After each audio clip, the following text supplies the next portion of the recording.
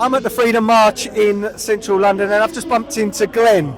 How you doing today, mate? I'm very good, thank you. And what brings you here today? Well, I'm a concerned British patriot. I'm up here with my wife, with friends of mine, and I'm just concerned about what's actually going on in our country. I'm concerned for my children's future and for my grandchildren and everything. Look, I went to the counter protest, which is labelled as anti-fascism, anti-racist, and you know, I was intimidated. I had guys with masks pushing me, trying to get me away. In the end, the police told me it was probably best for my safety to move on. I've come here, and if I was to believe the mainstream media, I would believe that it was just a sea of white people, you know, a racist march, and all was not good here. But I've been met with people of all colours, all creeds, all religions, who want to speak to me and get their message out.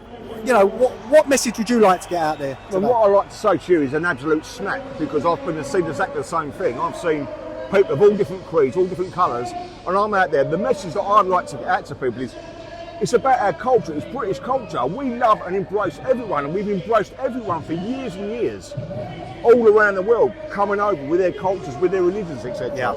All we ask to do is be respectful of our culture, and we all go up together. It's not about colour. Yeah. It's not about religion, it's about being together as one. Yeah. And respecting the British culture. And I think what gets twisted a lot of the time, I speak a lot on telly and on Twitter about illegal immigration.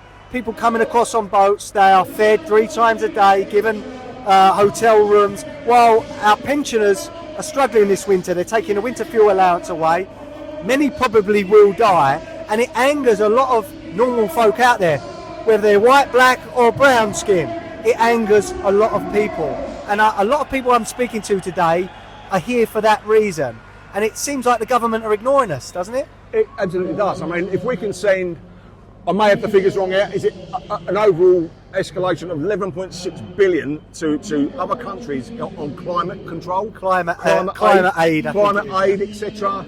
And we're housing £8.5 million per week. Is it per day? Is it per week? I lose track of the figures, but it's millions per day. You could call that per week or per day. Yeah. It's still a lot of money. Yeah. And they're quite happy to take away £300 off of someone who's an old age pensioner who's living on the breadline, and they're paying their bills and they're trying to make ends meet in this country, and they can't do it. They have to go and turn fires off in their front room because they can't afford to pay the bills. And these are the people that have paid for it in our country. They've been here, they've paid their taxes, they've worked for this great country. I think it's pretty important for people like yourself and me to put out there, we don't care for the colour of the people's skin that are coming over. No. It's the way that they're coming over. I think we're at 30,000 or something now illegally already this year. And the cost, as you've already said, to the taxpayer. And also we're seeing crimes being committed by people that are unvetted, unverifiable. We do not know their history.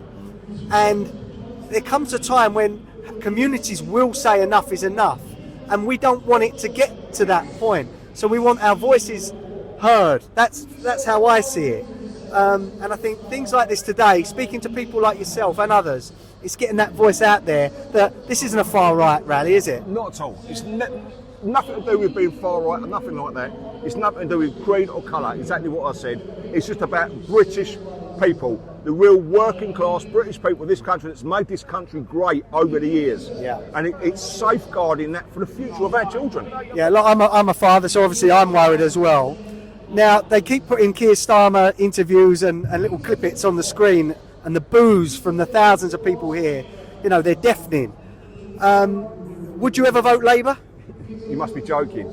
I actually wouldn't vote. I've voted Conservative all my life, but the Conservative have gone far left to me. Yeah. There's no centralist about conservatism now. It's the whole wokeism and everything around the world that's gone crazy. Okay, it's gone mad. For me, we need someone who's going to stand up and speak for the British people. Yeah. Right? Just sensibility politics. So and that's what I feel now. I mean, you know, I feel like there's very few people in Parliament that think how we do. No. Yet the majority of British people think how we do. Exactly. And it's frustrating. Look, Ben, it's great speaking to you. Hope you enjoyed the rally today. I have done. I really have. Good speaking to you, mate. All right. Great speaking to you too. Take care. Thank you. Cheers. Bye.